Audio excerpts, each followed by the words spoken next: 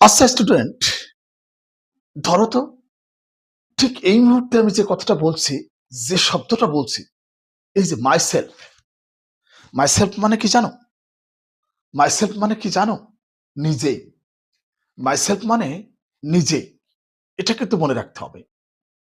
আচ্ছা ধরো, যদি আমরা এভাবে বলি, আমি নিজেই সেখানে গিয়েছিলাম। আমি নিজেই সেখানে গিয়েছিলাম। I went there myself. I went there myself. আমার মনে হয় বুঝতে পারছো, তাই না? আচ্ছা ধরো, যদি এভাবে বলি, আমি নিজেই রান্না করেছিলাম। আমি নিজেই রান্না করেছিলাম। I cooked myself.